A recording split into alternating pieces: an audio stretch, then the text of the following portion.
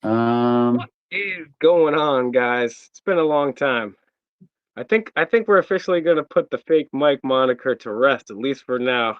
Maybe in a future Royal Rumble, I'll come out like the Three Faces of Foley. But in the meantime, yeah, guys, welcome. It's been quite a long time. I missed you guys. What's been going on? I've been working on some stuff. I've been working on myself in the meantime. And I was thinking the other day, man, this Iran stuff is getting out of hand. Shout outs to it's that Wu Tang guy commenting Wu Tang. That's right. So I'm like, all right, things are getting pretty bad with the Rand, and I haven't been keeping in touch as much as I usually used to. So Elijah, my good friend Elijah, who you guys will know if you've been watching the channel for years, he's been popping up here and there. Me and him done tons of activism together. If you guys will recall, so Elijah's been keeping me plugged to the ground. Elijah's one of the smartest people I've ever met, except when it comes to music, for sure. And there's a couple other things he's not so smart at. He's a brilliant dude. We got Todd in the house. We got Mellows in the house. Guys, share, like, and subscribe, guys. It's been a long time. Let everyone know we're back. Share the video. And so I'm sitting there. I'm in my own little bubble. I'm trying to work on myself, right? I'm trying to get my life right. And then Coach Eli's like, "Oh yeah, yeah, you heard this?" And I'm like, "Yeah, that's not true. That's absolutely not true." So we're gonna go into this stuff and we're gonna chat about it a little bit. But first, I'm gonna start us off with a little bit of history and just catch us up. Now, if you're new to the channel because someone's just sharing, who am I? Good question. I am just a regular dude. My goal here is to use nonviolence and the Socratic method to create a better world. I want us to all keep open but skeptical minds. And right now, there's stuff going on that has vast ramifications and consequences, and we have to do something about it. So, just a brief history. We're not going all the way back thousands of years, but in 1953, Operation Ajax. What is that? Well, basically the US and the CIA, they said, "Hey, you know what? You guys just democratically elected somebody, this bro named Mohammed Mossadegh. Yeah, we're gonna what's the way we say it now? We're gonna overthrow. Yeah, we're gonna coo coo. It's like the communist pigeons. Coo coo. Yeah, so they totally overthrew. And so a lot of the MAGAs out there are saying, we're freeing Iran. Well, because of us, Iran has never been free. So that happened in 1953. After that, the CIA has been in there for a very long time. They were also very involved Well, in. I can flesh out a little bit if you want. Yeah, sure. Yeah. So I was going to a big argument with my dad about this whole thing. So the details are very fresh in my mind. We really deep dove the history of Iran recently. So this is the way it works. So some people will say like, oh, there wasn't a coup. A lot of the CIA apologists out there are like, no. They didn't coup them, even though the CIA admits that they couped them. They're like, no, they were just writing books about it because they wanted to like look really big. But really, think about it. The Shah was in place in 1941, and then they're saying this coup that put the Shah in power in 1953 happened. How could that be? He was already in power, right? And so just to give you a little backstory. So Iran used to have, and still kind of does have, the same kind of government as the UK, right? They have a constitutional monarchy, right? So basically now instead of a king, they have an Ayatollah, right? But same kind of idea. Like that one's a religious leader and the other one was like a king, right? But the And Shah it's was a not Chris king. Jericho. Yeah, Unfortunately, it's not It's Chris not, Jericho. he got Ayatollah. He got Ayatollah from Iran. So but the point is that what happened was that they had a democratic process, an internal one. And yes, the king would appoint the prime minister, right? But it was kind of like symbolic. It was like the people had a voice. They could elect their ministers. Then the ministers would select the prime minister. Same thing that happens in the UK, right? And the only difference is that in Iran, the Shah, technically the Shah could be like, no, I don't like that guy, right? But that never really happened. So the United States and the UK, along with a couple other European actors, but primarily the United States and the UK, were just kind of stealing Iran's oil. Like they were using the Shah as their puppet, and they were just taking all the oil, right? And so BP was actually British Petroleum was actually just Iranian oil back in the day, right? And so that's all it was. BP is British Petroleum, owned by the Crown for a while. Like this is just directly sucking off Iran. I mean, pause. It wasn't a good kind not of in a sucking good off. way, though. Not in a good way. Not Typically, you like, yeah. Typically, you like, yeah. Typically, you like that, but this is not pleasurable, right? And so, and so, and so basically, right, in 1953, this guy, like his party and everything, they ran on the platform like, we are going to nationalize our oil. We're going to kick out all these Europeans. We're going to take the profits for ourselves, right? And so obviously, we didn't like this very much. He won a super majority of the votes. I think they won like well over 80% of the votes or something like that. I forget the exact numbers. Don't quote me on it, but it's very, very high. So the Shah felt forced by the population to say, hey, this guy's the prime minister. The Shah even signed papers nationalizing the oil, right? And so the oil got nationalized. But then this became a big problem. There was a whole bunch of fighting. People fled the country, came back to the country. The Shah fled the country, came back to the country. They tried to arrest this guy, kicked him out. Like there was like a whole bunch of stuff. That's like a little bit messy. At the end of the day, with the CIA's help and terrorists backed by the CIA, they stormed Iran. They took prisoner the Mossadegh, who was the prime minister, widely popular prime minister. He lived in house arrest for the rest of his life. And the Shah was installed. And the Shah was a brutal dictator. I actually just watched a 60 Minutes from him in 1976. It's actually kind of cool. He's actually a very charismatic guy. I highly recommend it. It's a 60 Minutes interview with him back in 1976.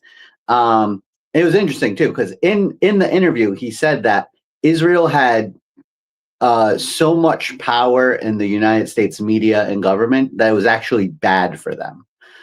Which I thought was interesting. He was saying that back in 1976. He was like, because they think they can just push around everybody, and they can't. And I'm gonna. And you were talking about the media, right there, because you broke up, and I think that's what I heard you say, right? Oh yeah. So he was saying the media and government, yeah. Yeah, and here's the thing, right? And at that time, I'm gonna remind you, right? You can get videos of this from the church committee, the congressional hearing, when they had the oversight, heavy air quotes, oversight over the CIA, the FBI. They were doing all this weird stuff, and they were like, and then that's where there was Operation. What was the name of it? What was it? The one they did? It was, guys, remind me in the chat. It was Operation Mockingbird. Sorry, there it goes. It's been a long time, guys. It's been a long time. Operation Mockingbird, which was the CIA. It's been a long time since I've streamed, guys. All right, like, share, and subscribe. By the way, shout outs to Frank. Shout outs to Joe Cool. We got some legends in this chat, some famous YouTubers. We got Bear Britton's, Inferno's in the house. What up, guys?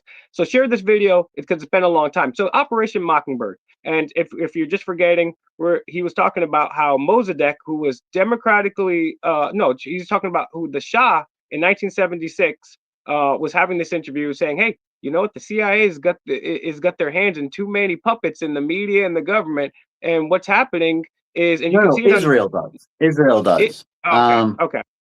Sorry.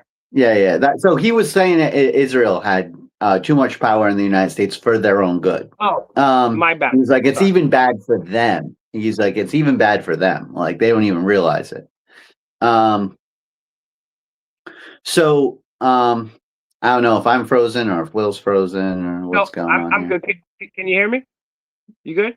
I can. Yeah. All right. Good. Okay. So yeah, I was just saying that because the media today is doing the same thing that the media is kind of doing ever since then, and it's really weird that we're even having to do a video to talk about peace because, like, you think that the U.S. before we even get there, a little bit of foreshadowing, but like you think the U.S. would learn their lesson with Iraq and Vietnam and all these places, Afghanistan, all these places that they've been in, Korea, right? Like all these places, they're not learning their lesson at all, apparently. But yeah, okay, keep going, keep breaking the little overview down for us then.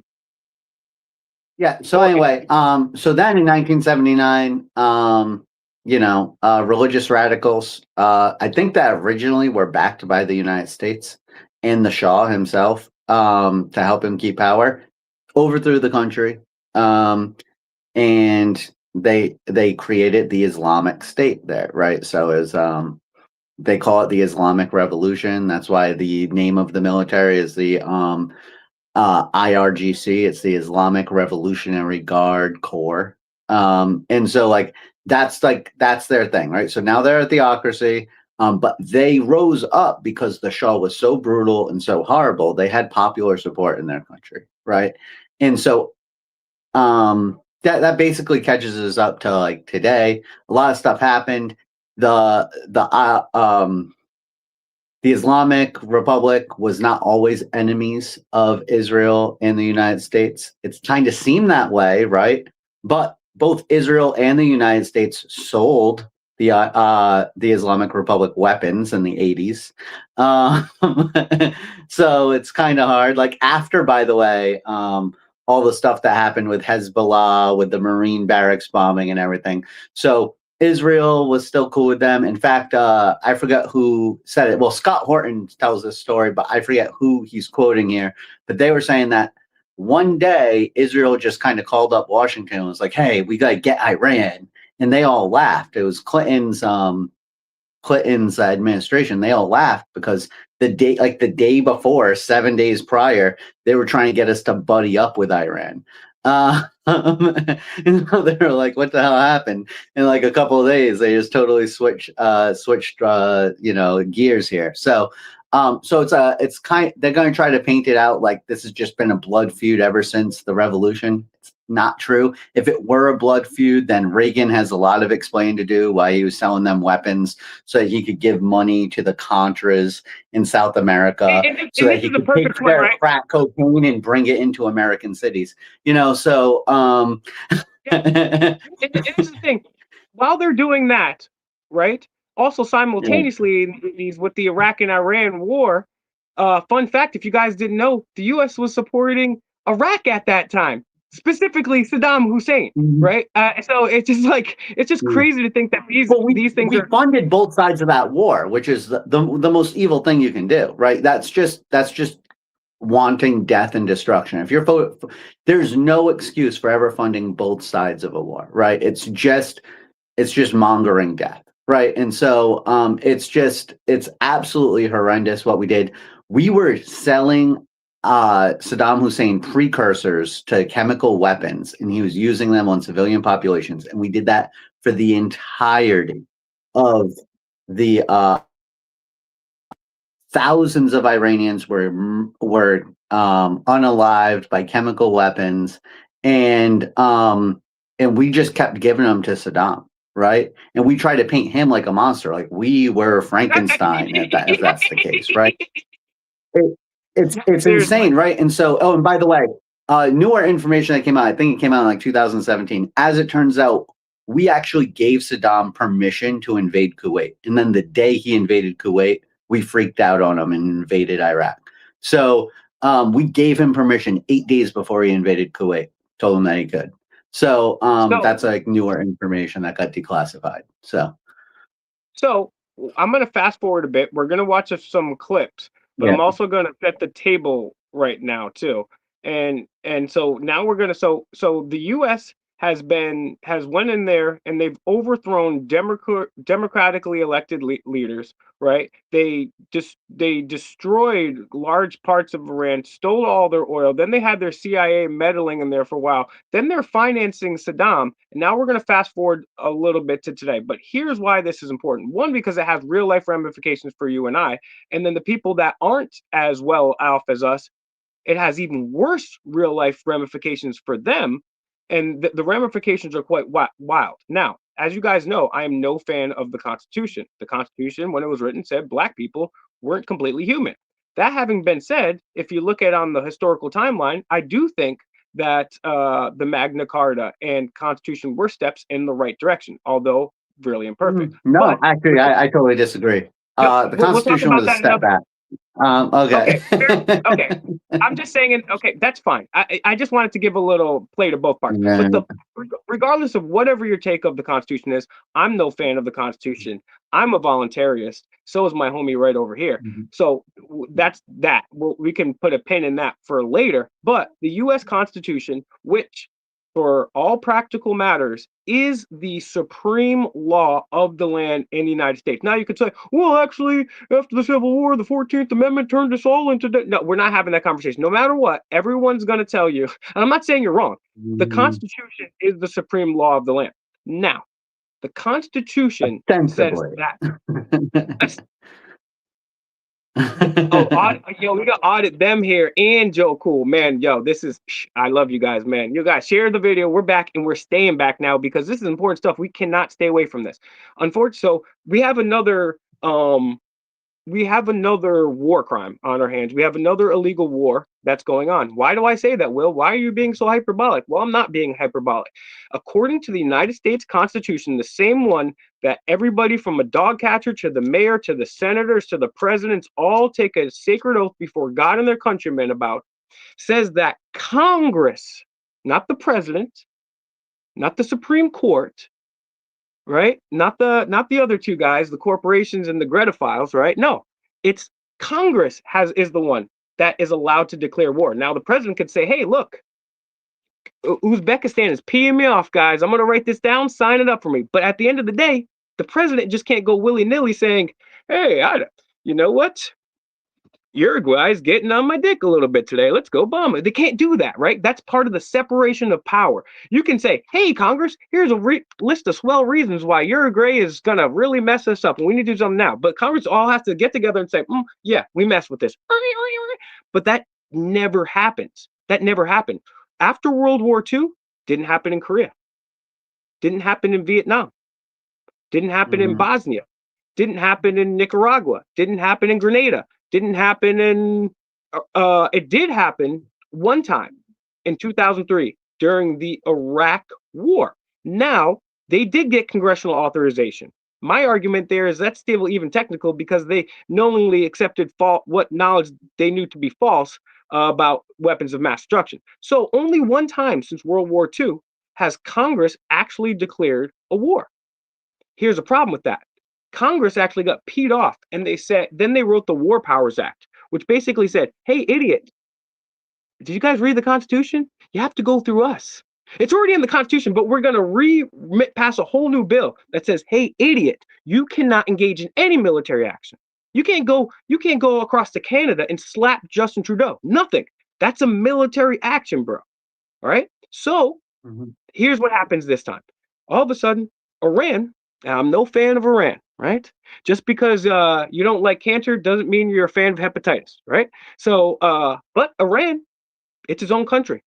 Iran, last I checked, never flew any drones over us. They never bombed us one time, right? They never came over here. They never did a no guerrillistic attack on us, as far as I'm aware, right? So there are some things that are a matter of debate. I don't think that we should get into it this live here, but what I will say is two things. Hold on. Let me just say a few things. There's two things here. One, there is debate whether or not they've killed Americans or have been involved in killing Americans in the recent decades. Okay. I think that debate is won by the not really side, right? But there is a plausible debate to be had about it. So I'll be honest about that. But two, I also think it's very important that we reevaluate our opinions on Iran. And I know it's not a popular thing to say, right? But this is just the facts. It's like, I too have always had a negative view of Iran, right? And it wasn't until very recently, I think really the 12-Day War, where the way that Iran conducted itself in such like a civil manner. And like even when the United States bombed them, they bombed back with the exact number of bombs we bombed them, and they told us beforehand and let us get all of our troops out of the way because they Pause, were pause, purposefully not pause. trying to This is escalate things. this Right, is like very. that showed us I'm gonna stop. civility they've never told us Iran had. These were supposed to be bloodthirsty, Exactly. warmongering monsters, and they acted in the Exactly. exact opposite way, right? And so that really gave me pause, and I started looking into it, and it really does. And again, you got to take it with a grain of salt. Iran is a very closed country. Now, you can say that that's evidence that it's oppressive, right? And it is evidence that it's oppressive. At the same time, I would just say, you got to think about it like this. Since, like, for 40 years, the last 40 years, the United States and Israel have been trying to infiltrate Iran, take out the regime, so that they could steal their oil. Or, well, in Israel's case, they don't like them being a counterbalance for them in the region, right? But we're trying to steal their oil. We're trying to get back that oil that they, like Donald Trump even said they stole our oil, I think, at a certain point. And it's like, what kind of crazy person are you? Right. So, but the point is that we've constantly been undermining them, and we send like the CIA after them. Like, if you don't like, if you're not like watching your back and being very strict with your population, like you saw what happened with Gaddafi. Like, he was saying Obama was his friend one week, and then the next week he let a protest get a little out of hand, and he ended up essayed, with a bayonet to death. So, so the In his own idea that country. that we see whispers, and you can't just believe the claims that come out of Iran or Israel, right? What I always say is that there's so many expat Iranians or the Iranian diaspora who are very pro-Israel, very pro the United States, and they're always saying terrible things of what happens in Iran. And this is my thing. This is what I've been saying. It's like, listen, I understand that these are things, and I'm open-minded to the fact that maybe these horrible things have happened, right? I'm personally an anarchist. Our government does horrible things. All governments do horrible things. I can guarantee you Iran has done terrible things, right? The question is, are they that much worse than Israel, who just committed a genocide? Are they that much worse than the United States, who supported that, or has done just killed 1 million Iraqis in the last 20 years, or all the other things, right? Like, are they that much worse? I mean, maybe, I guess, but I haven't seen the evidence of that, and the evidence hasn't been forthcoming. So Yeah. I'm suspended in disbelief here. So I just think that we should reevaluate because I feel like everybody always says that I'm no fan of Iran. It's like, well, why not? It seems like Iran's original sin was that they said, oh, we are not going to let Israel ethnically cleanse the Palestinians. It seems like that's their original sin. I don't know. I don't know what other original sin they have. They took back their own oil. I mean, I feel like, by the way, MAGA people would love that. Like basically Mossadegh was the Trump of 1953 in Iran. Like, so That's a good comparison, like honestly. In certain ways. protectionist economic policies. Iran for her. He probably Yeah. had make Iran great again. Yeah. So, I mean, Bingo. make Iran Persia again or something. Yeah. So, MIPA. so anyway, that's a little bit of a tangent. I just wanted to say those two things because I felt like it was important to the conversation. Go ahead, Will. Yeah, I totally agree. And that's something I was going to point out is because like, and that's why I said earlier, like, oh, Will, you don't like cancer, you must be a fan of hepatitis, right? It's because like you don't have to be a fan of either of these people, and I'm not. But at the end of the day, like if you were to sit there and calculate and stack every negative externality that was produced by Iran, US, and Israel, it would be disproportionate. And but that doesn't mean that one of them's like doesn't mean there's a good guy, right? There's three bad guys, right? And they all they're all at different levels, right? That doesn't mean there's a There's good a guy. There's bad just three guy, a competing bad worse guys. guy, and a terrible guy. Yeah. Yeah, so we're not taking sides here, but at the end of the day, this is having a real world effect, right? In certain areas, the effect is why don't we start with the first effect that was caused on the first strike. And now when Elijah told me this, I didn't believe him. I didn't believe that this was true why don't you tell us about that first strike, and then we get some videos. Yeah. So the first day, we did a surprise attack. Now, I'll try not to tangent on this too much, but this is the second time with Iran that we've been in the middle of negotiations and then snuck attack them, right? And that is just a terrible way to conduct business and to conduct foreign policy, because it's like, who's going to engage in negotiations with you, right? If every single time you're sneak attacking people. There's also a third time recently. At least Putin seems to be convinced that we tried to assassinate him while he was on the phone with Trump.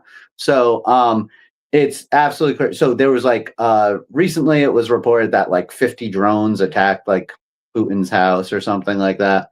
Well, he was on the phone with Trump when that was happening. So it seems as though at least somebody at the CIA had cued off Ukraine and said, oh, Putin's probably in his office right now because he's on the phone with Trump, and they attacked him at that moment. So if this is your foreign policy, and only people that hate the United States of America would conduct foreign policy in that way. I just cannot stress that enough. You have to hate it's discrediting our name and our honor. And you can never get that back. You can never get that back. And so they're spending all of our social credit in the world.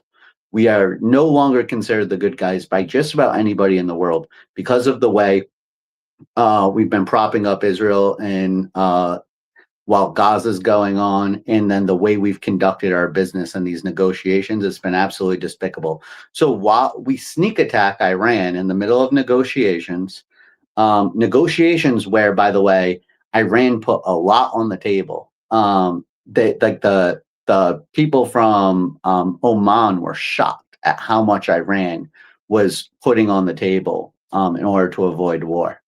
And we just said no. It kind of rings to me like the whole Venezuela thing when Trump admitted that Maduro promised him everything and he just wanted to go to war instead.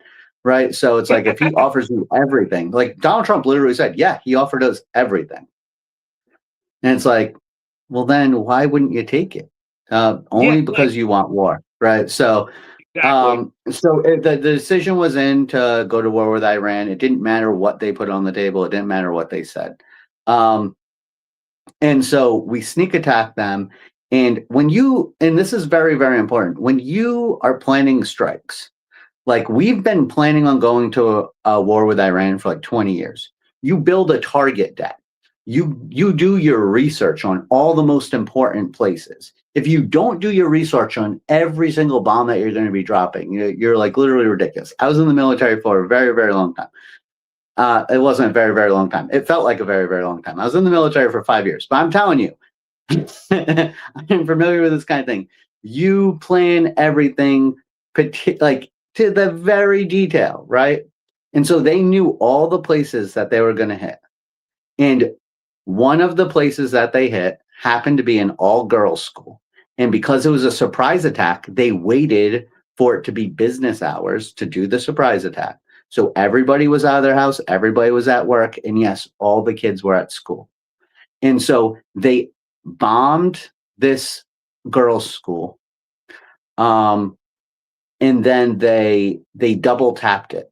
So after the school got hit with a bomb, the survivors all gathered the kids and they brought them to the prayer room, because that was like the safe thing, like in like your school is probably the gymnasium or something. Like if there was like a problem, you'd all go to the gymnasium because it's like a reinforced roof or something like that. So they brought them to the prayer room in the school, and then we double tapped it. And so they gathered all the kids into one area, and then we hit the place where all the kids were. And not only did we do that, but Tomahawk missiles have this capability where it's a liquid fuel missile. And so they can take that liquid fuel and they can program the missile so that it condenses all the liquid fuel and turns it into like an incendiary device. And so not only do you get the regular explosion from the payload, but then it fries everything inside. And that's what they did to these little girls. The bodies were charred beyond recognition. And so they killed, I've heard different numbers. It's the lowest number I've heard is 165 people. Most of them were little girls. Some of them were teachers. And it was just absolutely horrific. And there's no way it was an accident. I'm sorry, there's just no way. And there were Tomahawk missiles. It was definitely the United States. Donald Trump tried to deny it. They tried saying Iran did it to themselves. This is how these people lie. It's like it's the craziest thing in the world to just accuse that randomly. First off, it's like if you're the United States, it's very easy to know if you hit that building because you have a history. You have a log of all the targets that you shot at, right? So it's like you have a log. So just check your log, Mr. President. Did you hit that target? But they blamed Iran for like a week until an investigation showed it was a Tomahawk missile and that it was definitely the United States that hit it. Right. And so it's like now their argument is, oh, it used to be a military building. That was back in 2013. OK, international law says that you need to do your homework before you just bomb a target. You can't just bomb indiscriminate targets. Right. So if you just Google the place, like it says it's an all-girls school. Right. It's not like you don't need the NSA on this or the CIA. You just need to Google. Yeah. Hey, like yeah. You can just go on Google, and that's the crazy Google part Maps, about this. By the way, Google Maps. If you go to Google Maps right now at that school that got hit, you can see purple chalk on the sidewalk outside, like kids' drawings in chalk on the side. Like it was clearly an all-girls school, and it's absolutely, and that's not the only school that we've hit. After that, they didn't send their kids to school anymore, but we've bombed tons of schools, tons of hospitals, tons of civilian buildings. Iran claims that over 40,000 civilian buildings have been bombed since the beginning of this war.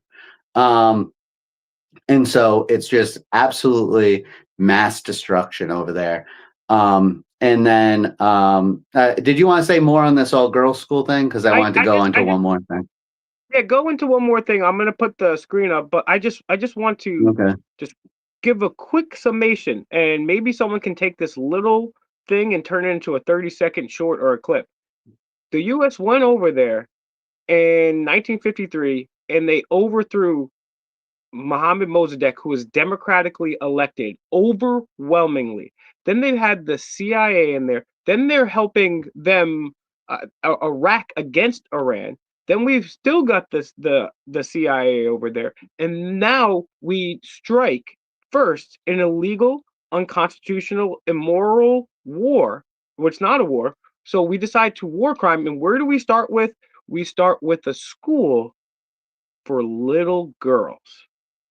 And then there are people marching in the streets. Oh, we're liberating. We're liberating. We've got like almost nearly 100 years of liberating Iran. We're doing a really good job. Keep going, Coach Eli. But that, to me, that is like beyond disgusting. Beyond disgusting. That this is what's happening here. Can you throw my presentation up here? Yeah. So this is something I want to show. This isn't the video I wanted to. There we go. That's a pretty good view of it. So if you look, like this fire is just out of control. It's crazy. This was the scene about a week into the war. We decided to hit the Tehran oil depots, right? Now, if you haven't been following the news about it, which I'm sure most people haven't, Iran has been facing severe drought for like the last 6 months. And they waited until it was going to rain to hit these oil depots. And there's this guy, Scott Ritter. He's in a Marine Corps officer. He did all kinds of like weapons inspections. He basically invented weapons inspecting. Like he was the chief weapons inspector, I think, for Iraq. And I think that he like also was originally like responsible for inspecting the nuclear weapons in Russia or something like that.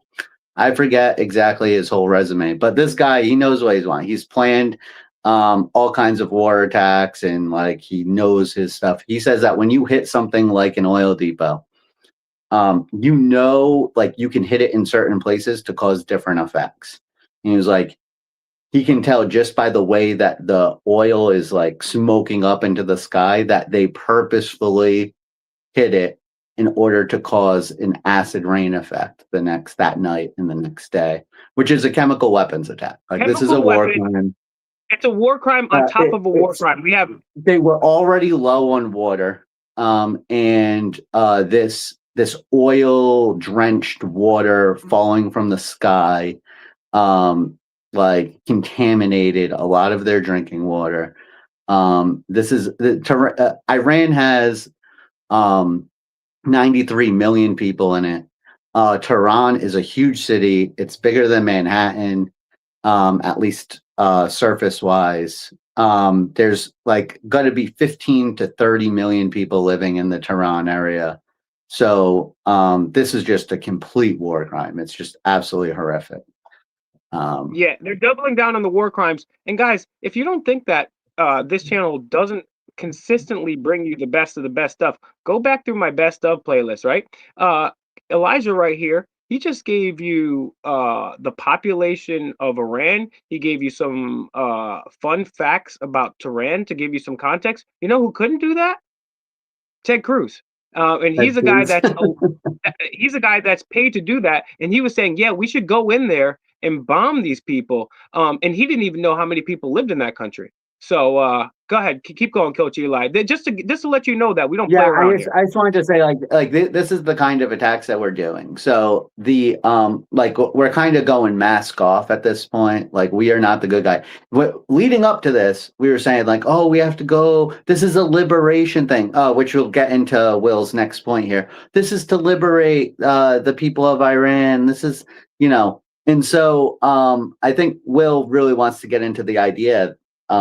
Because I told him this, like we were talking on the phone, and he was like, Elijah, what will you do tomorrow if like Trump gets on there and he's like, this is not a war or something like that? And I was like, dude, like he's already done that. Like that's the go-to line is like he keeps calling it a war, and everybody in the administration is calling it a war. But then they say that they don't need to get war powers resolutions because it's not a war.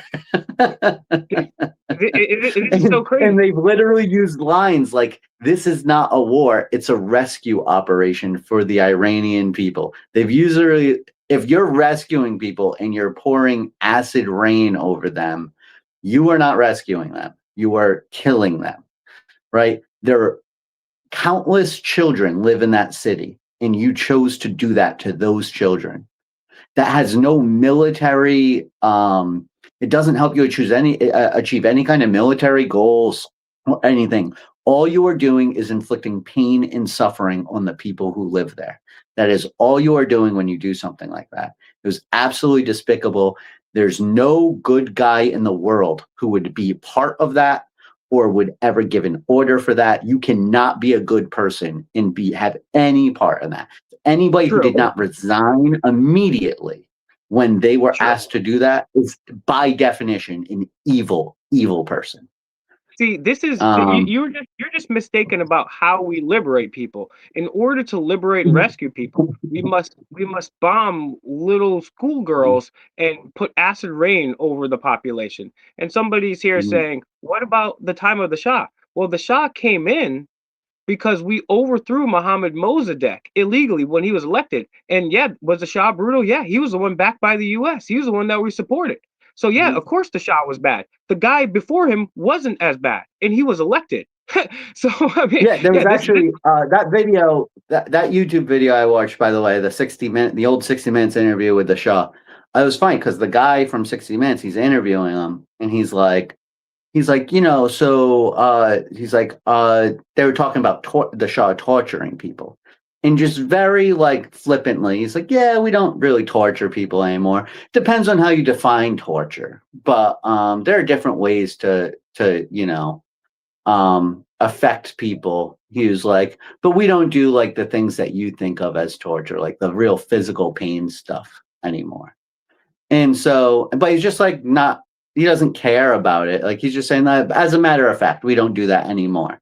And then the interviewer's like, he's like, well, he's like, you say that. He's like, but I talked to somebody recently who claims that they were tortured at a certain point in time.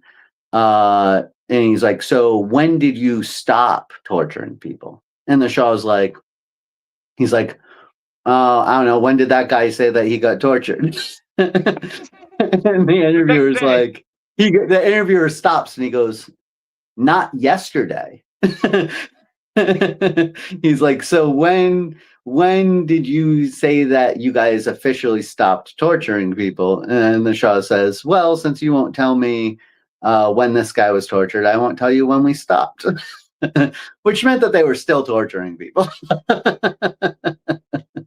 It's so funny, and it's like that question. It's like one of those questions, like, oh, how long are you still beating your wife? And he was just like, well, actually, that just depends. It's like, yeah, it's so funny. It was an interesting interview to watch, honestly. But the whole point is like this guy was a brutal tyrant. He was propped up by the United States. My dad, and again, you'll have people out there arguing this, especially people who watch Fox News or only watch. The thing about the Iranian diaspora, right? This is my go-to thing with the Iranian diaspora. I am open-minded to anything that they have to say, but I am sick of hearing from Iranians that are 100% pro-Israel, right? So by some sort of like metric, like there has to be a certain percentage of Iranians who hate the Iranian government and also aren't just like eating out of the palm of Israel's hand, right?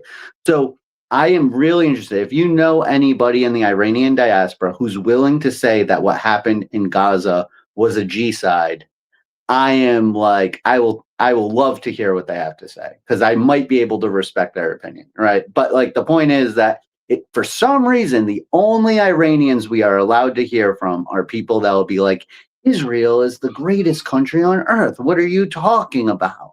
You know, so I don't know. For some reason, I just feel like those people I'm not really interested in listening to about it. It shouldn't be hard to find. It shouldn't be hard to find people from Iran. It's almost as though there's like a systematic way that Israel like finds Iranians in diaspora and puts them on a payroll or something, gets them to just spout their propaganda. So I don't know, maybe not. But that's what it seems like to me. So if you can find an Iranian who can't stand Israel and can't stand the Iranian government, I'd love to hear their first person takes and like what they experienced in Iran, because then I could actually believe it. But until I find somebody who's against the state of Israel, or at least not super defensive of the state of Israel, then I'm not going to believe them. Sorry.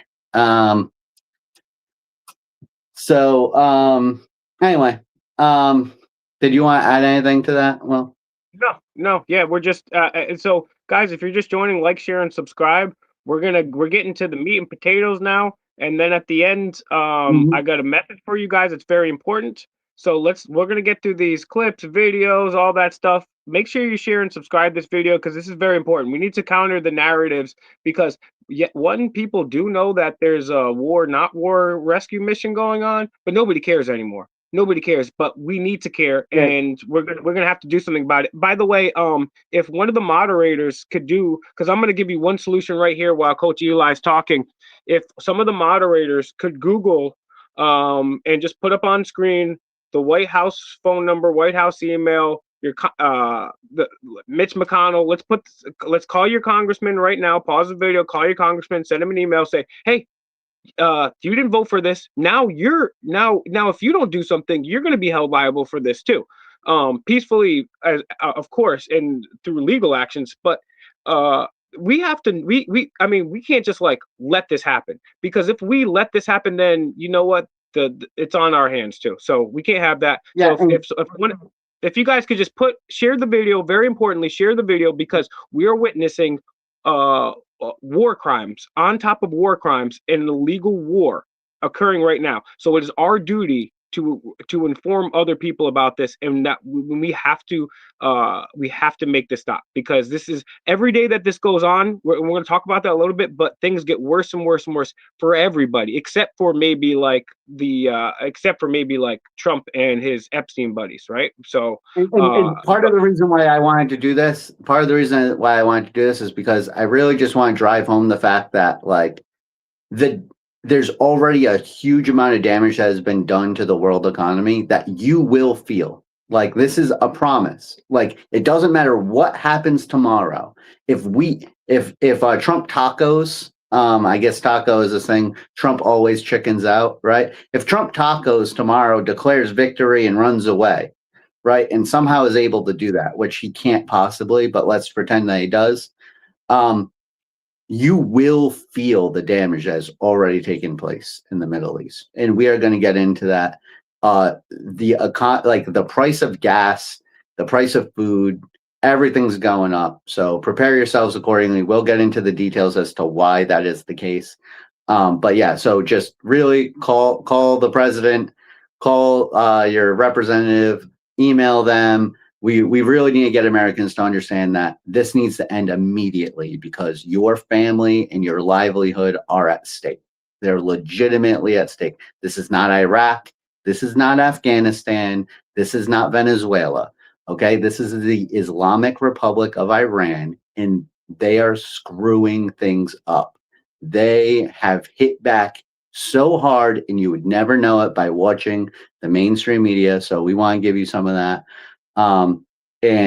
Trump is just in this escalation trap right now, and there's nothing he can do about it. I don't know how he even gets out of it at this point.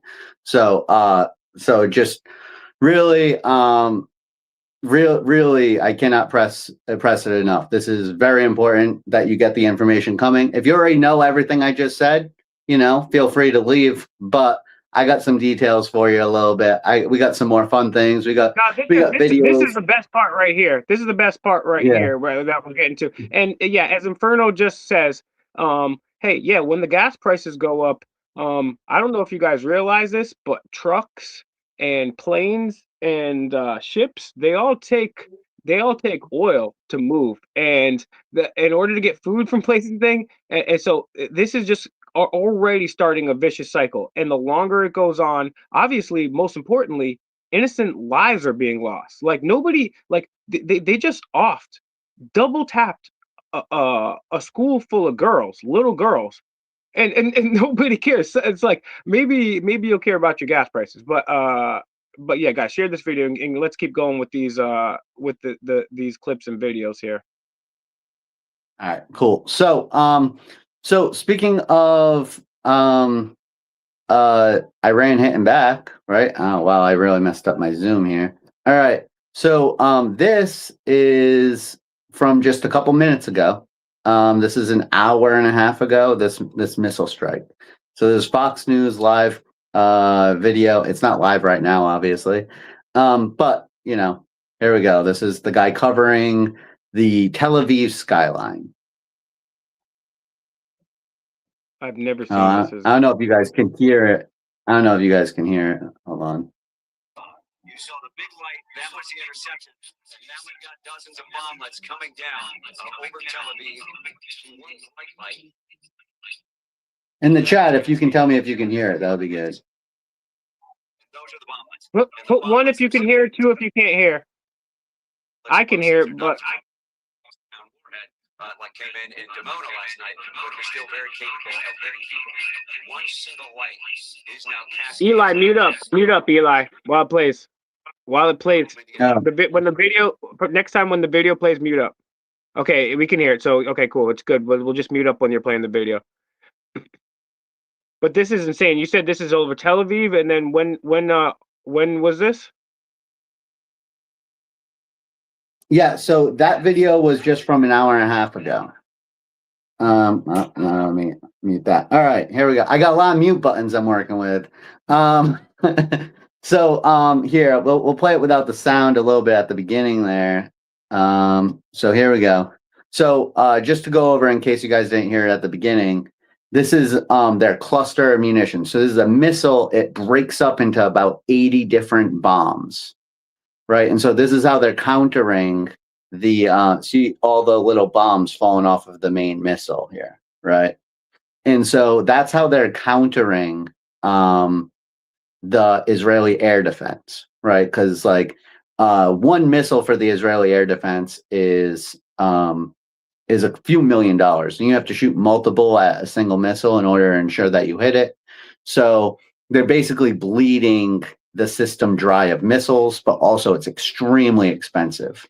And so these cluster munitions have been doing a ton of damage in Tel Aviv and in other cities in Israel. But here's the thing. Israel has a rule.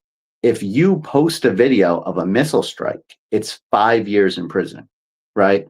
So in order for you to post a video, you have to give the video to the military, and the military has to approve you to post it online. Okay? And so they are not letting any information get out about how much damage Israel is taking right now, but they're taking an immense amount of damage. And so that was just from an hour and a half ago, that missile. As you can see, the main missile comes down, does not get intercepted. So that hit some building somewhere. And then all those little bombs, I didn't see a whole lot of interceptors. I'm sure some of them got intercepted. But again, Iran's using these missiles. I don't know how much their cluster missiles cost, but probably less than $1 million. And for every single one of these little bombs that come off of it, Israel's spending at least $2 or $3 million to try to take them down. And they don't hit all of them, obviously. So this is like a war of economic attrition that Iran has been waging this entire time. And so we've heard from Pete Hegseth, oh, they're not doing anything. They can't do anything. Their missiles are down 90%. Well, that was by design, right? So Iran, their first day, launched a whole bunch of old missiles that they had and stuff, and they were just trying to hit certain targets. They hit satellite dishes that were designed to help them target missiles in the air. They hit all kinds of infrastructure. So they saturated the first day. And then they said, hey, this war might go on for years. So we can't just shoot off all the missiles that we have. We need to take a step back.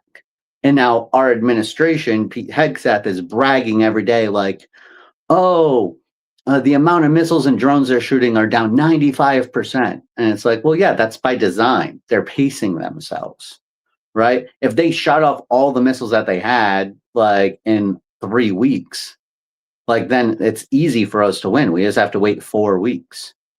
They want us to know if you're here for 4 years, we're still going to be shooting missiles at you. And so we don't know how many missiles they have. We don't know how many drones they have. I've heard varying reports. Some people say as low as 1,000 missiles, but I highly doubt that to be true. Some people say they have 10,000 missiles. I don't know. Drones are usually much higher numbers. I've heard as many as 100,000 drones. So they can and all their drones and missiles are in underground bases that have been built up over 20 years. Okay, we were very stupid. Even if I don't think that we should have been being so aggressive towards Iran. But even if you wanted to be, the worst thing you could have done is what we did. We were telling them back in 2001. We called them the axis of evil in 2001. It let them know that we were coming. So for 25 years, they've been preparing for us to invade. They totally decentralized their command structure. So decapitation strikes mean nothing. We keep bragging, oh, we killed this leader, we killed that leader. It means nothing to them. They've broken down their country into 31 autonomous zones that are that have provisions for military operations by themselves. They have a huge target list. Like, hey, if you get cut off from command, you can just go down this target list and just blow it up, right? 31 autonomous zones. Iran is 3 times the size of Ukraine, okay? It's a humongous country. It's all mountains, okay? there's nothing that we cannot find these missiles from an airplane flying over the sky. Like, we just can't. So they can sit here and lob these missiles and drones at us indefinitely. They claim that they have missile production facilities and drone production facilities underground. So they could be manufacturing missiles and drones right now, and we can't stop them. So this isn't going to go away. Like, that's problem number one. We cannot stop them from hitting us back. And we've never been hit back like this, ever. All right, so like the next video here, this was from yesterday or maybe the day before. Israel had hit they blew up a building that was like 350 meters from one of Iran's nuclear power plants, right? And so in order to return the favor, that's quite a threat, right? Like, you typically don't blow up any buildings near a nuclear facility. So the nuclear facility in Israel is Dimona, as you can see in the video here. And this is a video of the missile hitting yesterday. Wow, holy smokes. I haven't seen any of these guys, so I'm reacting just like you guys. Yeah. So that was in a 1,000-pound warhead that hit in Dimona. They say that that's the damage afterwards. Now, they keep saying that this was like a civilian target, and it's like, yeah, maybe. But like, normal families aren't allowed to live in the Dimona area. It's a nuclear power plant. It's where like the nuclear weapons for Israel are located. So these are military families at the very least. And they were just like, hey, if you're gonna, if you're gonna blow up, buildings next to our nuclear power plant, we're gonna show you that we can do it too. Now, this is the most secure area in all of Israel. So if they can land a missile here, they can land a missile anywhere in Israel. Okay. Iran has hypersonic missiles. They claim that their missiles get up to 11,000 miles per hour, right? Iran's air defenses are not capable of hitting a missile going 11,000 miles an hour. Nowhere close to that. Israel's defenses are not Israel does not. Yeah, Israel's defenses are just not capable of knocking those missiles down. Right. So if Iran wants to hit the nuclear power plant in Israel, it can, and they sent that message yesterday. But go ahead, Will. No, I was just gonna say, like, I mean, you just saw from that video, like, they can't even. It didn't look like they intercepted any of those clusters, let alone the main missile, and that's over Tel Aviv, and that's one of their main largest cities. And then you got over here over the nuclear site. I mean, this to me, it's just like, bro, I don't understand why the U.S. and Israel did this, because it's like, bro, these guys, like, it's not gonna be easy, anyways. Like, bare minimum, it's just like. I don't think we've won a war in a long time. And these guys, like you said, they've been planning this for 25 years. Imagine if I wanted to rob Elijah and I had 20 years to stake out his movements. Imagine if the two thieves from Home Alone wanted to rob Kevin McAllister, but he had 20 years. You'd be a grown ass man with weapon. Like, you're not gonna do it, bro. But these guys, like, this is just an insane situation. And what's gonna happen? Oh, all the prices go up. Then people starve. Oh, and then there's a war, and then that leads to human trafficking, and that leads to other things, and then that leads to other people becoming radicalized. U.S. people having to join, British soldiers having to join, and then go and lose their lives, be unalived, or have serious trauma for hurting people that they had nothing to do with because they were involved in an illegal and unconstitutional war. Then the innocent Iranian schoolgirls and all the innocent Iranian people who had nothing to do with any of this, but now they're going to be breathing in acid rain. And this is what we're at now. This is what we're at now. So let's keep rolling through these. And guys, I haven't seen one comment. I want you guys to pin in the comment. I haven't really been paying attention either, so I'm not going to yell at you guys. But let's put up some comments here. Oh yeah, that's right, because you guys can't pin comments. I have to do that. All right, yeah. So let's get the White House. Somebody put the White House phone number on there. And before we go, I'm calling the White House. I'm gonna tell them to suck it. So yeah, I mean, it's just important, these videos, right? Because Israel has been very tight-lipped about the amount of damage that they let us see, right? Like that's why you haven't seen all these videos. They're very hard to come by, right? But just recently, they've been showing more and more because at this point, they can't deny how much damage is happening to the country. The north of the country, Haifa, which is like their industrial base where their oil refinery is and everything, it's getting really messed up by Hezbollah. There's plenty of videos about that. By the way, they told us, "Oh, Hezbollah is cooked. Hezbollah is finished. We did a super pager attack. It was super effective. They're done." Right? But Hezbollah now they're saying, "Oh, they have 100,000 fighters and have missiles that are hitting the south of Israel, not just the north anymore, That's not crazy. just central Israel. They have missiles that are hitting the south of Israel." They're saying, right?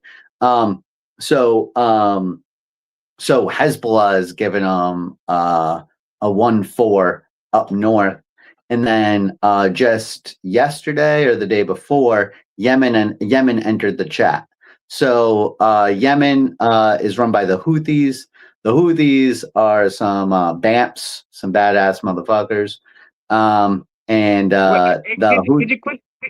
And just in case you guys don't know, I've been mentioning on my channel for probably at least a decade now, and I've also I went down to DC and then out in Florida and all over the country. I've been confronting congressmen and senators about the U.S.'s part and what's going on in Yemen and how that's a G side going on over there too. So if you could just tell them a little bit about Yemen, the Houthis, and maybe just a little bit about that, just not too much, but a little bit, just to kind of because it's So real quick, introductory Middle Eastern politics. There are two major stems of Islam, Shia and Sunni, okay? Think of it as like Protestant and Catholic, except when the Reformation happened. So these people are at each other's throats, right? Like they really can't stand each other. They might in public be like, my brother, my Muslim brother, right? That's just Arab culture being very nice, right? And again, Iranians are not Arabs, so forgive the microaggression there. But like that's just Muslim culture, and so like it's a Middle Eastern cultural thing to not be very aggressive. But the Shia and the Sunni really do not like each other, right? And so the mainstay for Sunni Islam is Saudi Arabia, and their counterpart for Shia Islam is Iran. Okay, so they are like mortal enemies. They're like Sub-Zero and Scorpion. Okay, and so basically,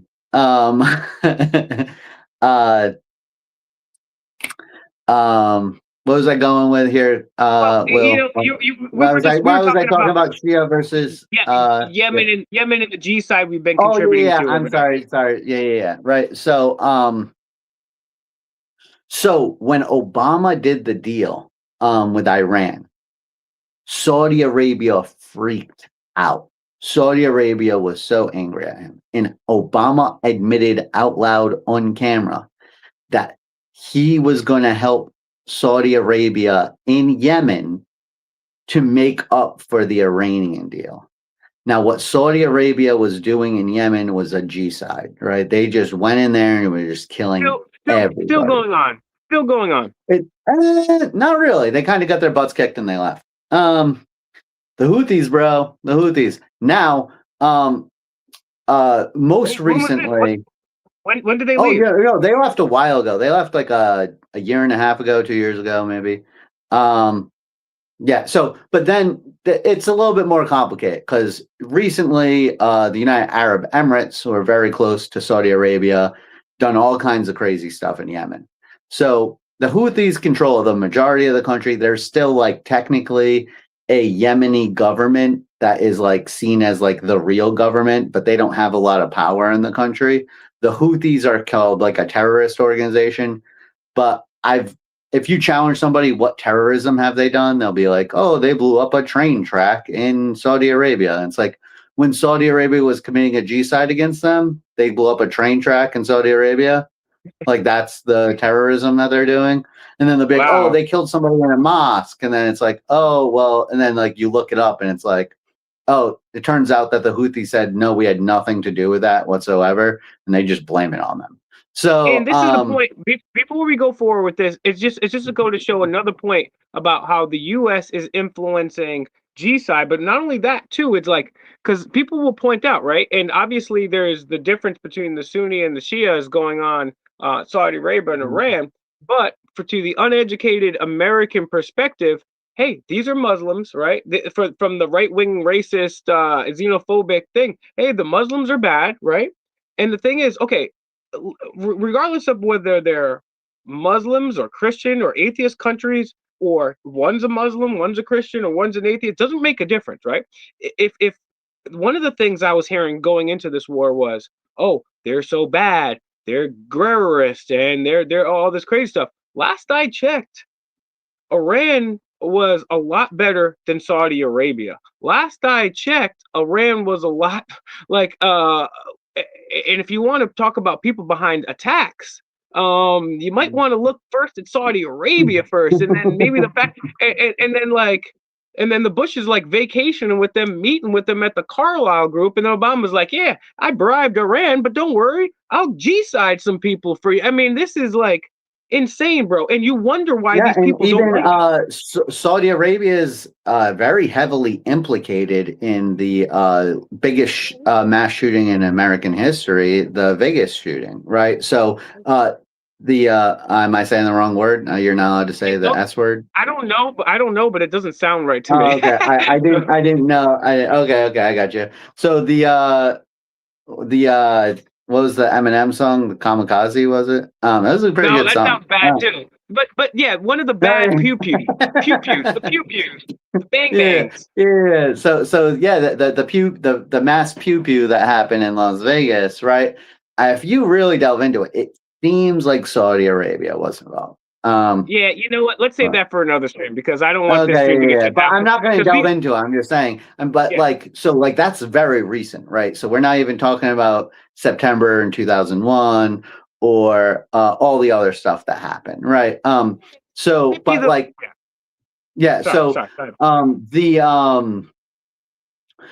Iran gets blamed for a bunch of stuff. Honestly, though, I mean, for me, I'm kind of put on my opinion of Iran's put on ice, right? So it's like now I realize I've been a victim of anti-Iran propaganda most of my life. Maybe some of that propaganda had a lot of truth to it. I don't know. It's very hard for me to suss that out. All I know is right now I'm very skeptical about it. So so there's like kind of this fight between the Shia and the Sunni. And so the Houthis are Shia too. So they're aligned with Iran in that regard. So Iran has helped the Houthis, right? The Houthis have fought back against Saudi Arabia, the UAE, and the United States. So at first, when the Obama administration was helping Saudi Arabia, they were just like refueling jets and stuff and giving them bombs. But then they started actually bombing themselves. And then when the Trump administration came in, he ramped up the bombing. He's very close with Saudi Arabia. He ramped up the bombing so much that all the people in the Obama administration, 28 Obama officials from the Obama State Department, wrote a letter condemning Trump's ramping up of their own G side. Like they were like, whoa, he took this to a whole nother level. This is really bad. Like we did it, yes, but we didn't do it like this. And so hundreds of thousands of Yemenis have been unalived due to this ongoing war. Hundreds of thousands. I think it's between 500,000 and a million. I don't quote me on the numbers exactly, but it's a lot. It's a lot of people. And so, but the Houthis have, gotten the troops together and they've really puffed out their chest. So much so that last year, when Trump first took office, one of the first things he did was he tried to fight the Houthis. So we got into this like mini war with the Houthis because they were shooting at ships because of Gaza, and they were shooting at ships in the Red Sea. And then after like a week and a half of it, and we lost like I think we lost like a fighter jet that fell. They said that a fighter jet fell off of an aircraft carrier that was doing evasive maneuvers or something, which doesn't make any sense because I'm pretty sure they're usually strapped down, but whatever. So I bet you anything that the plane got hit by an actual rocket. They were embarrassed that they let themselves get hit, so they just pushed it over the side, and I was like, oh, it fell. I bet you that's what happened. I'd be willing to bet. Yeah, they didn't want to admit that these people that we painted as like mountain cavemen, like that's what the news was like. These Houthis in the mountains, they're and like Donald Trump at one point in a press conference was like, did you know they make their own missiles? It's crazy. Because he thought that Iran was just giving these like hoodlums missiles, and it's like, no, they're like actual Trump just society. thought they were Ewoks. Trump thought they were Ewoks or sand people or something like that. He had no idea that they're human beings and they have houses and stuff, and they have families and love and pain. Yeah, it was great. So, but then Trump after a week and a half, to his credit, he was just like, okay, we made a deal with the Houthis. They're not going to shoot our ships anymore. They still will shoot Israel ships, but that's between them. We're not going to buy. So like he actually wouldn't even stick up for Israel in that exchange. He was like, okay, you can shoot Israel ships. We're just going to leave and stop shooting our ships. And they were like, okay, we won't shoot your ships anymore. So anyway, that was a long tangent. So that's what happened with the Houthis. Now they have entered the chat. And what's important is a lot of the oil from Saudi Arabia, at least, is being redirected to the Red Sea. But the Houthis, we go back to our map, on the map. So the Houthis are here. They mostly control like this side of Yemen, like right where the Red Sea is. And so they've been able to strike Israel from Yemen. So, and they've been able to hit Ben Gurion Airport, which is like central Israel. So they can hit the entirety of the Red Sea. Theoretically, if they wanted to, they could close the Suez Canal. Now, it would be a lot harder for them to close the Suez Canal than it would be for them to for Iran to close the Strait of Hormuz, which is here, right? But the point is, though, is that this is where a lot of shipping is being diverted to because the Strait of Hormuz is closed. And now that Yemen's entered the chat, we don't know what's going to happen, right? And the United Arab Emirates has been attacking Yemen quite a lot, right? And now the United Arab Emirates is kind of on its knees. Iran has blown up so much of the United Arab Emirates. They might be vulnerable. So this might turn into a regional war where Yemen might actually start going on the offensive here. We will see. Yemen has been surprisingly quiet. They did join a joint attack on Israel like 3 days ago between Hezbollah, Iran, and Yemen, all coordinated rocket and missile attacks on Israel at the same time. And that seemed to do quite a bit of damage. But yeah, so that's where the Houthis are. Now let's go. This is damage. Now this was the same day as the Dimona bombing. This is just damage from Arad. It's another city in southern Israel. This is another 1,000-pound bomb that hit, and this is just a little bit more of a close-up of the damage. Israel does not like to show the damage. A reporter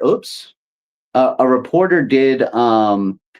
I think that there was a whistleblower. I heard this kind of third party, so I don't want to say it like I'm not putting my name on this, but I heard through the grapevine that there was a whistleblower journalist in Israel that said that what the journalists do in Israel is they go to a scene of a missile strike and then they look for the least amount of damage that they can find. They take a picture of it. And then they pretend in their journalism that that was the most damage. And they pearl clutch about it. They're like, look at this horrible damage caused by the missile, right? Because they're trying to actually ease Israelis' minds. Like, oh, this isn't that bad. So that's what I heard. I haven't confirmed that myself, but I did hear that. And I think it makes sense. But yeah, so I just wanted to show you guys that. That's what a damage of one of these missiles hits. It's just one missile. And it just totally ripped out all those apartments. The whole area is just, it looks pretty bad. So yeah, there's that. Now I want to get to Fox News segment because this is the perfect little screen capture here. And so I am going to have to like mute and unmute. So hopefully I figured out how to do that correctly. But keep in mind, Coach, Elijah, too, that to fair use, we want to keep it less than 30 seconds before you pause. So if this is going to be a longer clip, right before I get every 30 seconds, we'll pause it and talk about it. Okay, cool. I don't know how long it is, but we'll try. So so this one is so this is a Truth Social post by Donald Trump. And it says, if Iran doesn't fully open without threat the Strait of Hormuz within 48 hours from this exact point in time, which was about 30 hours ago, I think, the United States of America will hit and obliterate their various power points, starting with the biggest one first. Thank you for your attention to this matter. Now, here's the thing. This is why this is a really important thing. There's such thing called escalation dominance, right? And throughout, the reason why the United States has not wanted to attack Iran as of yet was because all the intelligence reports and all the battle summaries and all the war games showed that the United States does not have escalation dominance over Iran. Iran actually has escalation dominance. They get to kind of choose where the escalation goes because, yes, we can hurt them. And we've hurt them, by the way, way more than they've hurt us, right? Like they've blown up a lot more buildings, but it's asymmetric warfare. Right? They are fighting for their survival and we are fighting. We don't know why we're fighting. Right? And so we have such a lower pain threshold than they do, which is why Trump is freaking out right now. And he's saying crazy things like this. So this is crazy because he's announcing to the world he's going to commit a war crime before he does it. Right? You cannot attack like power plants on purpose. Like this is like just completely outlawed. This is civilian infrastructure. The only thing it's going to really do is hurt civilians. It's going to lead to mass death and mass civilian casualties, right? So, and he's doing this, and he's saying that he wants to do this so that Iran cannot build back their country for 25 years, right? Which again, this is just an attack on the civilians. It's not that first when we went in, they were like, "Oh no, we want to help the civilians of Iran.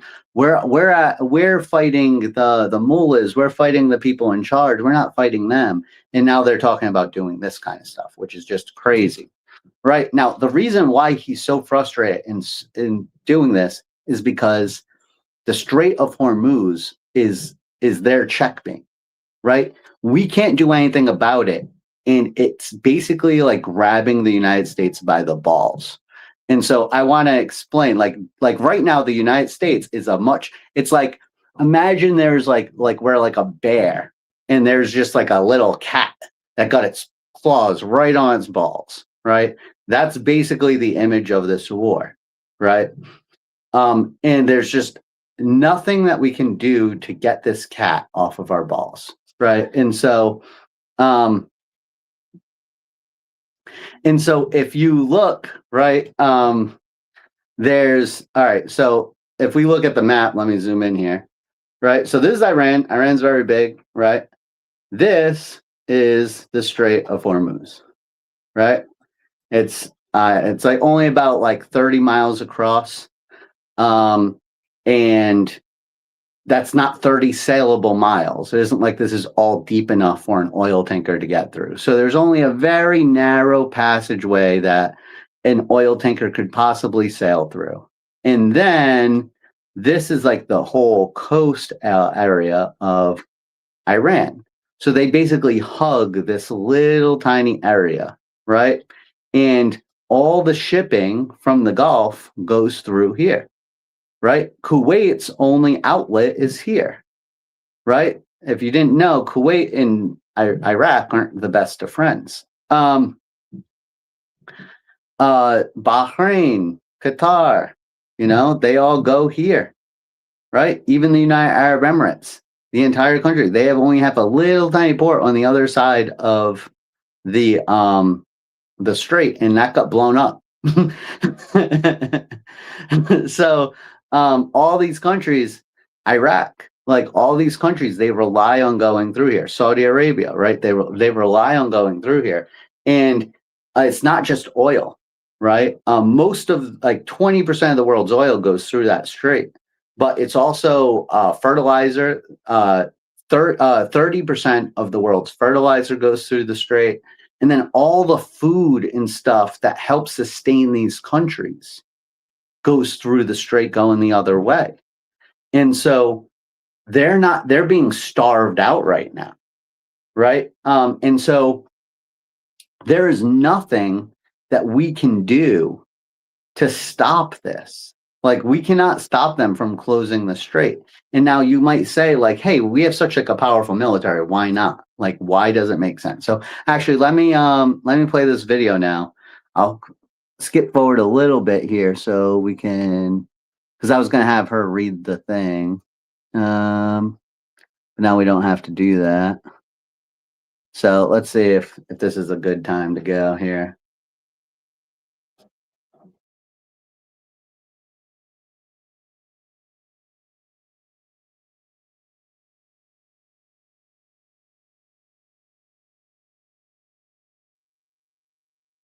I'm not hearing it. Can you guys in the chat hear it?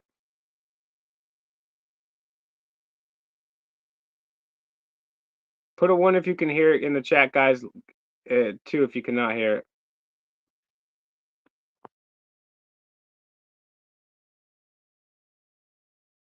Yeah, we can't hear it. Let's just go to, I mean, just give me a breakdown of what he says and we can go to the next one, because I mean, he's just basically admitting we're having a war crime on TV.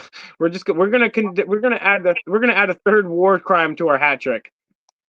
Yeah, so basically they're asking him, they're like, okay, like what's going on with the Strait of Hormuz, right? And then he's saying, like, oh yeah, well,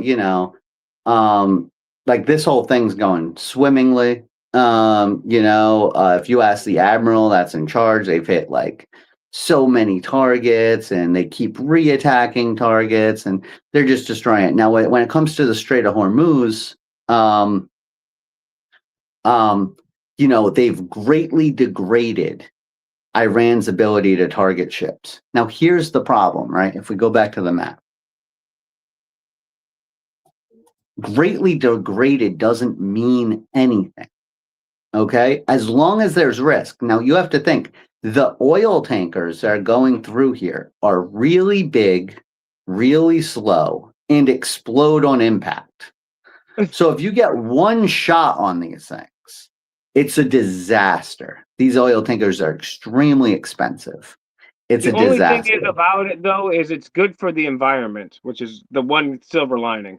Yeah. It's very good for the environment when all this oil spills into the Gulf, right? So, so what happens is that all you need to do is get a shot on it. And if you look, right, like, this is a topographical map of Iran here, right?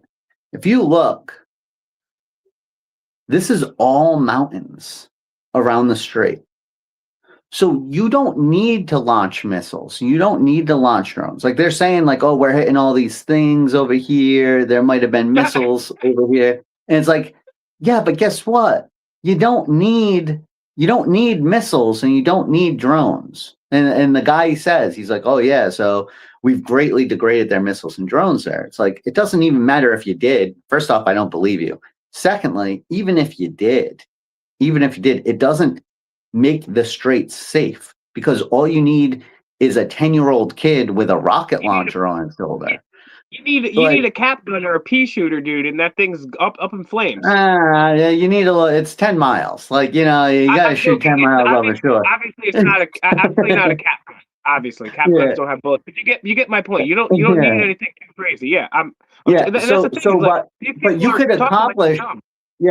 So you could accomplish effectively closing the straits with just normal mortars that are very easy to produce. They're indirect fire, kind of like handheld artillery. You could do it with, bazookas, basically, RPGs, whatever you want to call them, right? And then another point here is that if you look at this map here, down here at the bottom, this is a population heat map of Iran. And So the darker, I'm most of- guessing, is obviously the more people, right? Exactly. So, so most of the population of Iran is like up north and into the west here. But right down here next to the Strait of Hormuz is a city called Bandar Abbas, and it has 500,000 people. That's a pretty big city. Okay. And then there's also a lot of people that live on this little island. And so even if you were to force an evacuation of that city, 500,000 people in a mountainous region like that, there's going to be plenty of people who are going to be passionate enough where they're going to take matters into their own hands. So even if we were to break the spine of the IRGC, break the military, the Straits of Hormuz would never be safe with that many people in any kind of insurgent operation. It would never be safe. And Donald Trump actually said it himself. Oh, that's the wrong one. There we go. There's a quote from Donald Trump on Truth Social. It is a longer Truth Social. I just took out this little paragraph. He said, "We have already destroyed 100% of Iran's military capability." Now, this was last week when he said this, and like I just showed you missile strikes. I just showed you missile strikes from like today, right? So, so he says we've already destroyed 100% of Iran's military capability, but it's easy for them to send a drone or two, drop a mine, or deliver a close-range missile somewhere along or in this waterway, no matter how badly defeated they are. So I was very happy to see that because it seems like somebody finally just sat him down and was like, "Hey, bud, you got some problems here, right? Like this isn't going to work." Right? And so I don't know where. So now he knows. This is why. Then he comes up with this ultimatum, right? So that's why he's scrambling. He'd been saying for weeks that he was going to force open the Strait of Hormuz, and somebody was like, "Listen, you can never, ever force open the Strait of Hormuz. It's impossible." And then it took him a few days, and then he was like, "Well, you know what I'll do? I'll just threaten like the worst possible thing I can think of and try to get them to fold." Now, I hope that this threat is a bluff. But again, I don't know who's giving this president information because he's claimed that he never knew that Iran would close the Strait of Hormuz. He claimed that he never knew that Iran would attack the Gulf nations. Like all these things were literally said out loud by Iran years ago. So, and they kept saying them over and over again. So the idea that the president of the United States didn't know that was going to happen is crazy. Go ahead. Yeah, and DJM brings up a good point that we didn't bring up yet, which is, remember at the start he said he would ensure the ships go through, and he said that he was going to escort the ships through, which is just ridiculous because of what you just showed us. Silly. Yeah, it's absolutely silly. There's no way to do it. And by the way, like these interceptor things, as impressive as some of these technologies are, like, and they are very impressive, surface to air missiles attacking other missiles is like one of the craziest technological advancements you can have. It's really difficult to hit a target moving that fast. Like that, it's just so complicated. But like if you're a ship, you need time to react. Like you just need time to know that a missile's even coming. And this is such a small window, 10 miles. It's like you just have incoming, and then all of your missiles have to like figure it out. It's like though our missile technology on these carrier groups and destroyers they're designed to operate from miles and miles away. Like the weapons on these are like 100 miles, 150 miles, you know? That's where they're expecting, oh, I got a 50-mile buffer zone. You know, you might have an 8-mile buffer zone in the Strait of Hormuz when a missile's coming.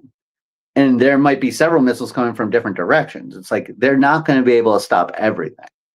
And then all you need, and then the thing that stops it is that you could say, well, yeah, they could get most of them through. And it's like, probably not most of them, probably some of them, right? But the problem is insurance. So as soon as this war kicked off and the first couple tankers got hit, the insurance jumped from $200,000 a day to $400,000 a day. And now there's reports that insurance companies won't even insure these tankers. That's why Donald Trump has now said that the US government, your tax dollars, are going to insure every tanker in the Gulf. It's absolutely insane. It's a complete waste of money. We're just throwing it down the toilet. So now these companies can take zero risk. But then guess what? He thought that would solve the problem. They can't get captains to sail the boats.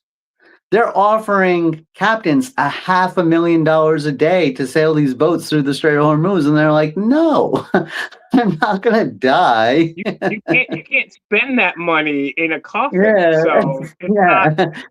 not. So it's as long as the Straits of Hormuz, as long as Iran wants the Straits of Hormuz closed, the Straits of Hormuz are going to be closed, and there's nothing we can do about it. And gas prices are going to suffer, but more so, fertilizer is going to suffer, and more than that, the Gulf countries are not going to be getting in enough food to sustain their population. They're also not going to be having income. They've been shutting down all their oil refineries, all their oil pump sites. They've shutting them down because they have nowhere to move the oil.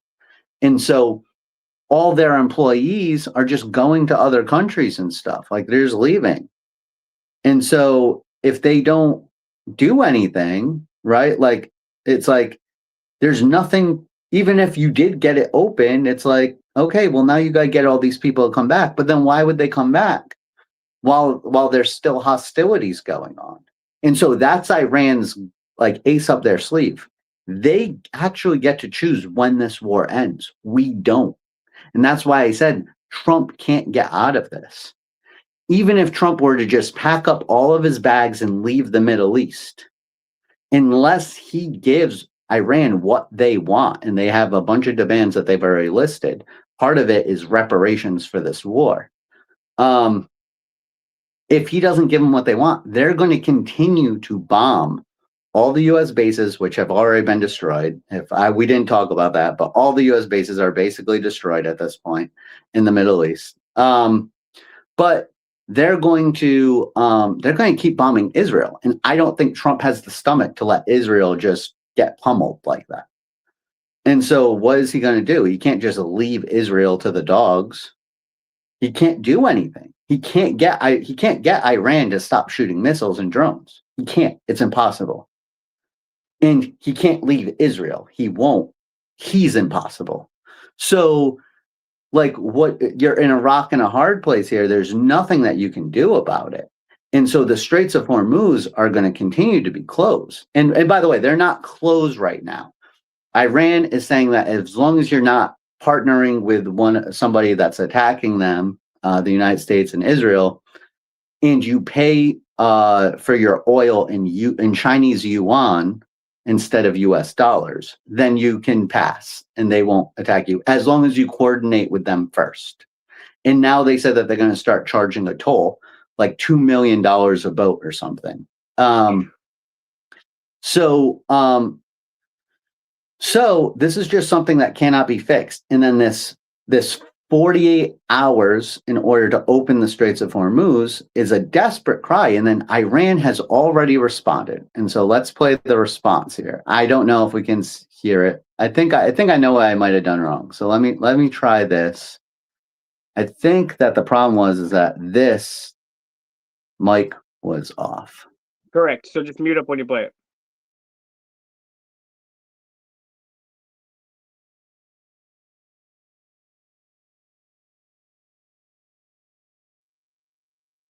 Can't hear it.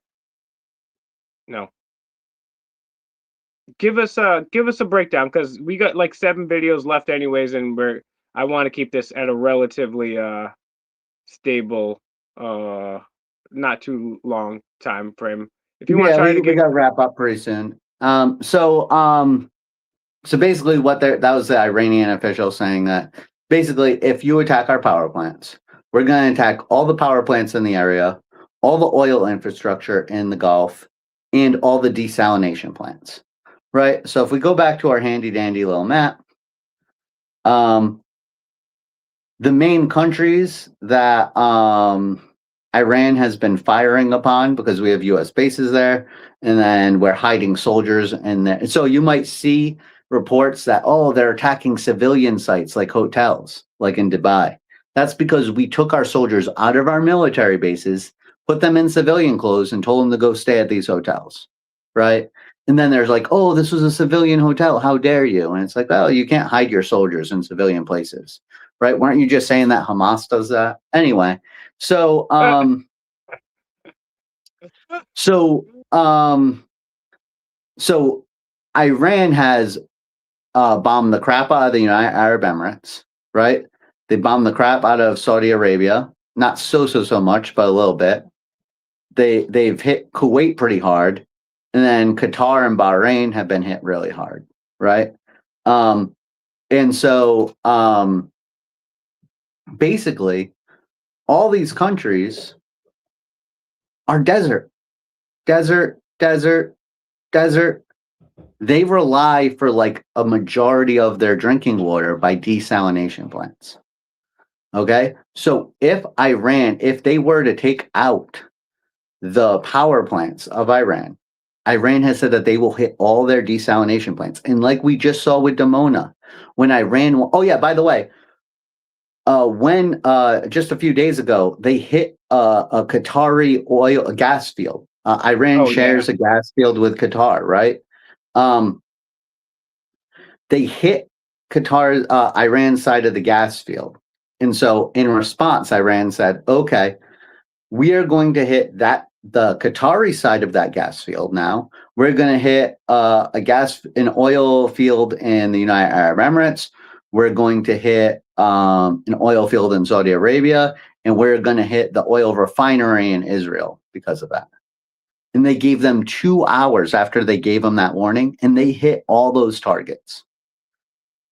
Missile defense be damned, right? So Iran has proven that they can hit targets when they want to, whether we want them to or not. So these desalination plants are sitting ducks, and all these Gulf nations have been freaking out. And now that Iran has said, if you do this to us, we're going to take out your desalination plants. That means that these countries will no longer be able to sustain their populations. They will have to do a mass evac. You only have 3 days before you die of dehydration. Water is an immediate thing. If they lose their supply of water, I'm sure that they have some sort of reserves, but they will have to mass evac these people within a matter of weeks, or you'll have mass unalivings due to dehydration throughout all of these countries. Which is just so crazy because, as Ron Paul said back in the day, it's like, I'm paraphrasing, but life's a little easier because we could be trading with these people and having diplomacy. And instead, now everyone's going to lose money. People are going to lose lives. People are going to lose where they're from. It's a lose-lose. Right, we could be chopping it up with these guys. We could be hanging out. You know what I'm saying? And like, oh, you got this? I want that. Oh, but I have this. You want that? All right, cool. Let's work it out, bro. But no, instead, this is what's going on. Yeah. So that's basically the like. So we can't do it. I guarantee, as soon as Donald Trump put out again, right before we went live, Donald Trump had a press conference where he said like, oh, it's now my ultimatum's down to 24 hours, right? So I had hoped that immediately after he made that 48-hour ultimatum, all the Gulf countries who he's very good friends with called him up and was like, you absolutely will not. It seems as though to me like this is a bluff. right? I hope so, because if he's stupid enough to start hitting Iranian power plants, unless they have some ace up their sleeve, like they just invented lasers that can shoot missiles out of the sky with 100% accuracy, unless he has some sort of ace up his sleeve like that, he has doomed the entire Middle East, along with the majority of the world's oil production, to nothing. Well, you know And what? it is going to crash the world economy, and it's going to make your children and my children suffer because of it. All because Donald Trump is too proud and Israel is too bloodthirsty in order to just leave people alone. So Yeah, there you go. yeah, we're gonna wrap it up on that note. And you know what? I think I'm gonna start getting back into the swing of things. And Coach Eli, if he'll join me, will hopefully be routine here, because this is the stuff. I'm just glad though that I followed Trump's advice, because if we would have had Kamala Harris in here, the gas would be crazy. We'd be at war with Iran. So luckily that's not the case. Oh wait, all right, yeah. Okay, so just to sum up what's going on here, guys. Um, all the people in the EP Stein files, they're not charged. And then they had the list, and then they didn't have the list, and they gave out the list, and there's not a list, and then the redactions, and it doesn't exist. And we're not at war with Iran, but we are at war with Iran. But we definitely didn't bomb a school filled with little girls, but we actually did, and we've been overthrowing their leaders and subverting them for a really long time. And then we just started some like really cool terrible rain going on over there, and we're like, all right, guess what, we're going to commit another war crime.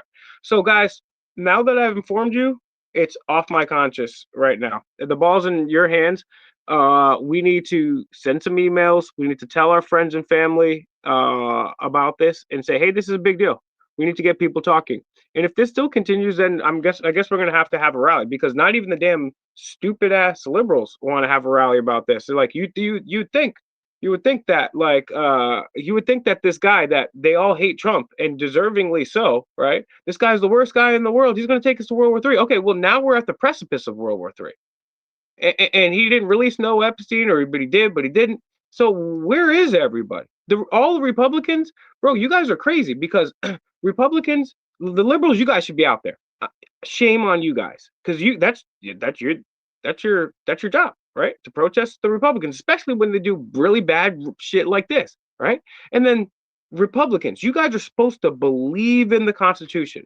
Well, the Constitution is what makes us different from other countries. Remember, we don't have kings. That's what makes us different. But no, Donald Trump literally said, I don't care about he said that in a true social thing. He said he would potentially maybe rewrite or destroy the Constitution. So he said that too, but he literally doesn't care about the Constitution. And he's bemoaning the War Powers Act. He's bemoaning the fact he can't act like a king and just do whatever Israel tells him to do. But also, I just don't want to say, I don't think Israel's like above us. I actually, hot take, the US and England were very important in the formation of Israel, and that's another subject for another day. But we need to do something about this, guys. Life should be enjoyable. You should spend some time with your friends and your family, watch a baseball game. But at the end of the day, we have to do some shit too. I ain't gonna sit here and lie to you. I've been trying to work on myself. I enjoy myself sometimes now. You know what I'm saying? But I'd be kicking. I'd be watching the Orlando Magic. You know what I'm saying? They suck too. It's just pissing me off.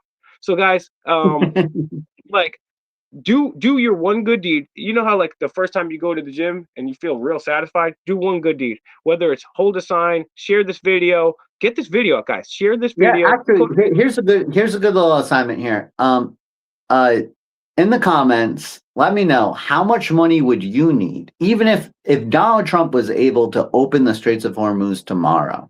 Let's say Iran caves and just like, you got it, buddy. The Straits of Hormuz are open. Let the oil flow. Let freedom ring. America's the best. Let's say Iran does that. That's their message tomorrow morning. They cave under pressure, right? How much money would you need to go work on an oil rig in Saudi Arabia right now? Yeah, and literally, like I consider myself somebody that How like much money would you need? Because that's all going to factor into the price of your gas tomorrow and the next day and 6 months from now. and your Because food. when you do something like this and you destabilize a region, there are huge ramifications. They have to pay these people to go to these oil rigs, and these oil rigs are getting blown up all over the place. Bombs are going off. It's scary as hell. So, how much money would you need? So, write that in the comments. How much money would you need in order to move to Saudi Arabia and start pumping some oil? Let us know. Let's see how much we can get. The winner of the lowest bid gets a one-way trip to Saudi Arabia. All right. Hey, I'll tell you what. I'll do that 9 out of 10 times rather than try to be on the ship going through the Strait of Hormuz. So I'll take that all day. At least there's like mountains and shit you can hide on. Everything is not explosive around you there. So yeah, two bad propositions. And guess what, guys? The only thing that that it takes for evil men and women to succeed is when good people do nothing. And here's our chance, guys. Think about all the other people like in the Middle East, all across the world, who don't have the technology, who don't have the internet. I mean, in some places, not everybody gets cell phones. In some countries, they do, and sometimes, shoot, when you're in a war zone, you don't always get the interwebs. So we have platforms, we have the internet, we have hot water, we have showers, we have roofs. It's our duty to speak out on behalf of these people, because then when those people are gone and they come get, like, bro, who's going to speak up for us, bro? You know what I'm saying? Look, there's literally blood on our hands because we're financing this. We are literally financing the G side going on right now. So you have to do something to it. I've informed you, you have to do something about it. Send an email, share this video with friends, and do something nonviolent. And I want to thank Elijah for joining us. Sorry you couldn't have been under more fun circumstances. We haven't been here in a while, but this is extremely important. And we'll be back soon, guys. Thanks. We'll see you soon. Peace. Peace.